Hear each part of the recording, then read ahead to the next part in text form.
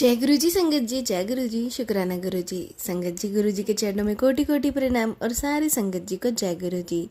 संगत जी, आप सभी गुरु परिवार का बहुत बहुत हार्दिक स्वागत है हमारे गुरु जी की बेटी चैनल में। आप सब्सक्राइब कर लीजिए, यहाँ आपको रोज़ नए सत्संग सुनने को मिलेंगे जो संगत हमें भेजती है। संगत जी, आज हम शेयर करेंगे आपके साथ 2 सत्संग जो आंटी जी कहते हैं। जय गुरु जी, शुक्राना गुरु जी। संगत जी, मैं गुरुजी से 1 जनवरी 2024 से जुड़ी हूँ, लेकिन उससे पहले जुलाई 2022 में गुरुजी का सत्संग अटेंड किया था एक पड़ोसी के यहाँ पर। उसके बाद संगत जी फिर कोशिश थी कि जाने के 7 जुलाई 2024 को, लेकिन गुरुजी के बड़े मंदिर नहीं जा सकी। तो कुछ ऐसा हुआ कि रास्ते से ही वापस आ गए। एंड उसके बाद संगत जी 2023 में कई बार कोशिश करी लेकिन नहीं जा पाए। फिर 1 जनवरी 2024 को पड़ोस के एक भाभी के साथ गई मैं, पड़ोस की भाभी और उनकी गुड़िया। फिर उसके बाद मैं कई बार गई, जैसे 15 जनवरी को गई, फिर मैं 25 जनवरी को गई, फिर मैं 25 अपनी फ्रेंड के साथ गई, क्योंकि मैंने कोई एक ऐसा सत्संग सुना था जिससे मुझे संगत जी ये मतलब था कि हाँ, मुझको लेकर जाना चाहिए किसी को वहाँ पर, संगत जी सत्संग अटेंड करवाना चाहिए, उससे रिलेटेड था। तो मैंने सोचा संगत जी, तो फिर मैं उसको लेकर गई। एंड फिर उसके बाद मैं फरवरी में गई संगत जी, फिर उसके बाद मार्च में गई। और संगत जी बसंत पंचमी वाले दिन भी मैं गई। बसंत पंचमी वाले दिन मेरी किसी संगत जी से फ्रेंड के कहने पर मंदिर में लोटा दान किया। एंड उससे पहले संगत जी मैंने गुरु जी के बहुत सारे ब्लैक मैजिक के सत्संग सुने थे, जो संगत जी सब मेरे से रिलेटेड थे। क्योंकि संगत जी जो भी मेरी ज़िंदगी में, मेरी मैरिड लाइफ में घटा है, तो उसका कहीं ना कहीं जो संबंध था वह उस चीज़ से था, वह मैंने बहुत बारीकी से नोट किया था। तो संगत जी बस बसंत पंचमी वाले दिन जब मैंने दान किया लोटा, तो मुझे गुरुजी का मैसेज फ्लैश हुआ कि बेटा, मैंने तेरा ब्लैक मैजिक जो था वह जड़ से काट दिया है। गुरुजी का अनंतम अनंतम शुक्राना संगत जी। और मुझे ऐसा नहीं है कि गुरुजी से जुड़ने के बाद मेरी ज़िंदगी में प्रॉब्लम नहीं थी, टेंशन नहीं थी, सब कुछ हुआ संगत जी, मैंने महसूस भी किया। लेकिन मैंने यह भी महसूस किया कि गुरुजी परीक्षा बहुत लेते हैं संगत जी। मैंने टाइम्स में मैंने गुरुजी की परीक्षा में, मुझे नहीं पता मैं पास हुई हूँ या फेल हुई हूँ, बट मैं कई बार मतलब मैंने गुरुजी को बोला भी है कि गुरुजी परीक्षा तो मैं 23 सालों से देती चली आ रही हूँ, खासकर परीक्षा तो मैंने बचपन से दी है।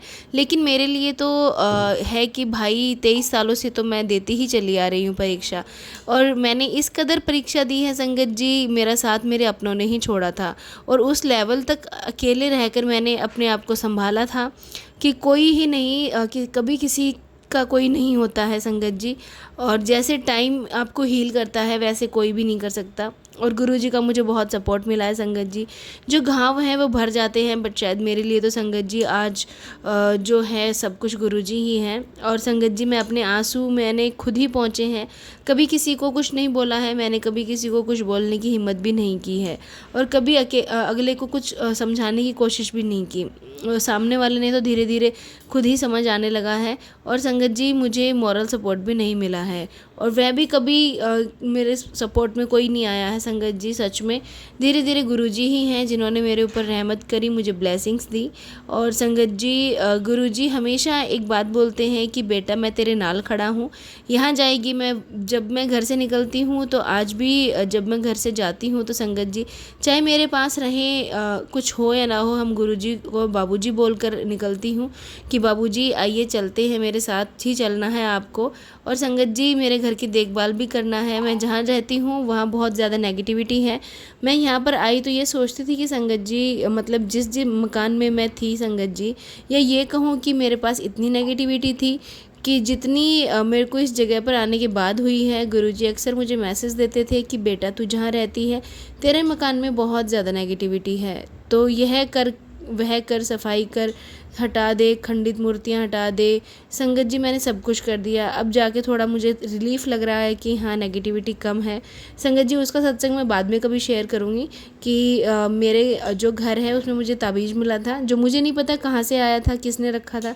फिर मुझे गुरुजी का मैसेज फ्लैशबैक हुआ कि गुरुपा ने भी मुझे एक बारी बोला था कि तेरे घर में ताबीज़ है। जब मुझे याद आया और संगत जी हनुमान जी की मूर्ति थी खंडित, वो मैंने कभी ध्यान नहीं दिया, वो मैंने निकाल दी घर से और गुरुजी के ही कहने पर। और संगत जी गुरुजी ने संकेत दिया कि मुझे इस चीज़ को निकालना है घर से, तो संगत जी वो मैंने निकाल दिया। और गुरुपा की मेरे ऊपर बहुत बहुत बड़ी कृपा है।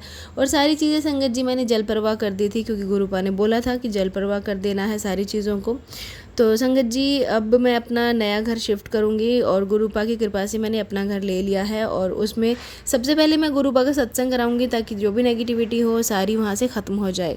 अब मैं अपने सत्संग को और लंबा ना करते हुए यहीं विराम देती हूँ गुरुपा के मंत्र जाप के साथ। ओम नमः शिवाय, शिवजी सदा सहाय। ओम नमः शिवाय, गुरुजी सदा सहाय। संगत जी ये था आंटी जी का सत्संग। एक और सत्संग आपके साथ शेयर करते हैं जो रिकॉर्डेड है।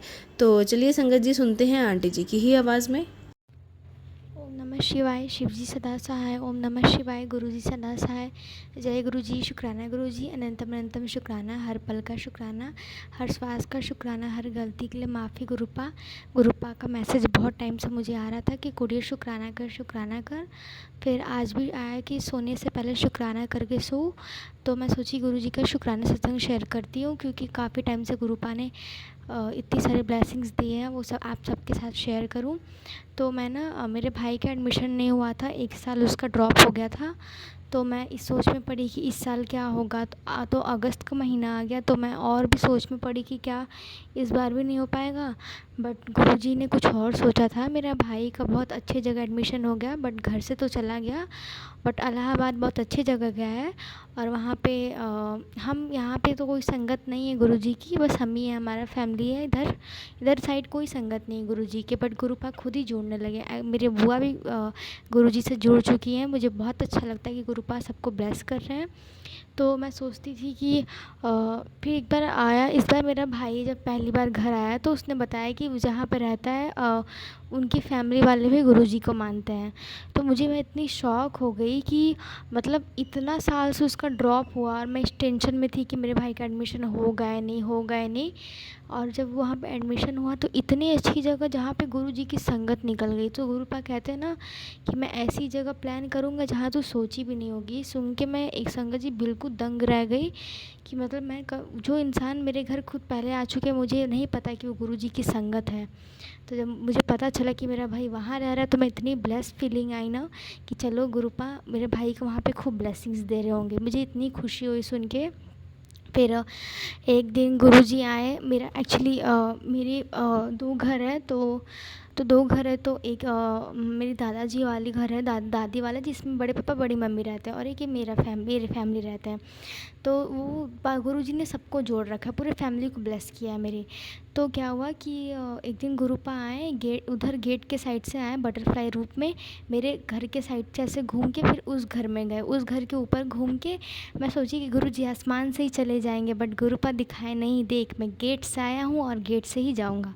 फिर गुरुजी गेट के अंदर से निकल के गया। मुझे इतनी खुशी हुई। गुरुपा हमेशा मतलब हमेशा एक अच्छी चीज़ को फॉलो करते हैं, और हमें भी यही सिखाते हैं कि मैं भगवान हूँ तो क्या हुआ, तेरे द्वार गेट से ही आऊँगा और तेरे द्वार गेट से ही जाऊँगा। तो गुरुजी हमेशा जैसे कहते थे ना कि सबको एक दिन जाना पड़ता है, तो ये सच है कि सबको एक दिन जाना पड़ता है। तो वैसे ही गुरुजी सिखाते हैं कि भगवान भी अपने बच्चों को सही चीज़ हमेशा सिखाते हैं और अच्छी चीज़ ही हमें बताते हैं। और गुरुजी हमें बहुत ज्ञान देते हैं कि ये मत करो, वो मत करो, बेड पे खाना मत खाया करो। ये मैसेज तो गुरुजी ने अपनी बहुत सारी संगत को भेजा है कि बेड पे खाना नहीं खाना चाहिए, और ये गलत भी है। और ज़मीन पे खाना वो हमारे पेट के अंदर जाता है और हमें बहुत पोषण मिलता है, बट बेड पे हम जूठा कर लेते हैं, और उसी जूठा पे कभी नहीं सोना चाहिए। तो ये गलत है। तो गुरुजी में हर चीज़ थोड़ा थोड़ा करके आराम आराम से हमें हर चीज़ समझाते हैं, धीरे धीरे। कभी नहीं कहते कि जल्दी जल्दी में कुछ करो, बस धीरे धीरे जब उन्हें लगता है जिस संगत को ये ज्ञान देना ज़रूरी है, तो उसको ये मैसेज भेज के ज्ञान दे देते हैं। और इतना अच्छा लगता है कि गुरुजी में इतना नॉलेज देते हैं, वरना हम कभी इस कलयुग में सीखे ही नहीं है कि हमें कैसे जीना है, क्या करना है, हम क्या करने आए हैं। बट अब समझ में आता है कि हम क्या करने आए हैं। सब करना है, सब करना है, अच्छी चीज़ें सब करना है, मस्ती करना है, और घूमना फिरना, सब चीज़ लाइफ में करना चाहिए। बट भक्ति भी करना चाहिए, क्योंकि भक्ति करेंगे तो हमें बहुत सुकून मिलेगा। क्योंकि बहुत लोगों को घूमने फिरने हर चीज़ करने से भी सुकून नहीं मिलता है, क्योंकि भगवान साथ नहीं होते। लेकिन भगवान साथ होंगे तो हम कहीं भी जाएंगे और जहाँ गुरुजी को जो लेके जाता है उसकी तो बात ही अलग है, क्योंकि गुरुपा उसके अंग संग रहते हैं, हर पल सबके अंग संग रहते हैं, सबको ब्लेस करते हैं। जय गुरुजी, शुक्राना गुरुजी। गुरुपा किसी को मेरे थ्रू आंसर देना चाहते थे, क्योंकि मैं आज सत्संग शेयर करने का ज़रा भी नहीं सोची थी, बट माइंड में आया था कि सत्संग शेयर करूँगी कुछ दिन में, बट जब गुरु जी की मर्ज़ी होती है तो इंसान कर ही देता है, क्योंकि भगवान का शुक्राना हमेशा करना चाहिए। जय गुरु जी, शुक्राना गुरु जी। सॉरी गुरुपा, मैं बहुत ज़्यादा बोलती हूँ, प्लीज़ मुझे माफ़ कीजिएगा, मुझसे जो भी गलती भूल चूक हो गई हो दिल से सॉरी। अभी मैं गुरु जी के सामने बैठी हुई हूँ। और एक और सत्संग है कि राखी पे ये हुआ था कि गुरुजी ने कहा ना मुझे राखी बांधना नहीं भूलना अपनी सारी संगत को। तो फिर क्या हुआ, फिर मैंने सोचा कि मैं अपने 2 लड्डू गोपाल को बांध देती हूँ और मम्मी गुरुजी को बांध देंगी, क्योंकि मम्मी बड़ी हैं, तो मैं सोची कि गुरुजी को मम्मी बांध देंगी। तो मेरे माइंड में आया कि ठीक है राखी तो बांध दूँगी, पर गुरुपा को मैं कैसे राखी बांधूँ, क्योंकि उनका स्वरूप है, तो क्या उनके स्वरूप के बगल में रख दूँ, ये सब मेरे माइंड में चल रहा था। फिर एक गुरुजी का स्वरूप एक मेरे यूट्यूब पे आया, स्क्रॉल हुआ, तो मैंने जब उसको मैं देखी तो उसमें गुरुजी का वही स्वरूप था जिस चोले में मेरे घर में बैठे थे, और उस चोले में बाकायदे एक राखी टांगा हुआ था इस तरह से टेप लगा के कि देख कुड़िए तू ऐसे कर ले, ऐसे ही राखी बांधना है मुझे। मैं इतनी खुश हो गई कि मैं सोच में थी कि गुरुपा को राखी कैसे बांधूँ।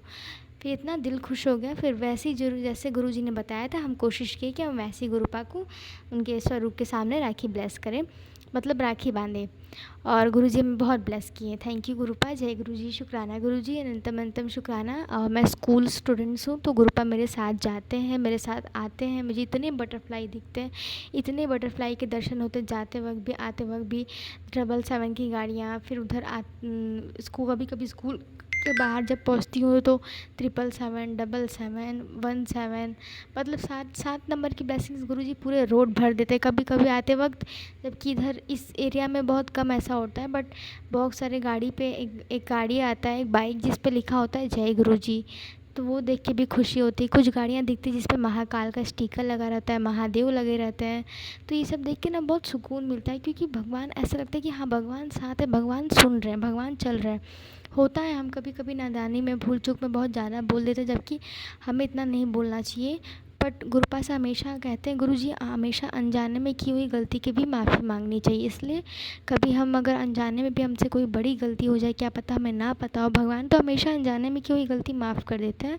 बट फिर भी अगर हमारे अंदर वो गिल्ट रह जाता है ना कि हमने गलती की है, इसीलिए जय गुरुजी, शुक्राना गुरुजी, अनंतम अनंतम शुक्राना गुरुजी। जय गुरुजी।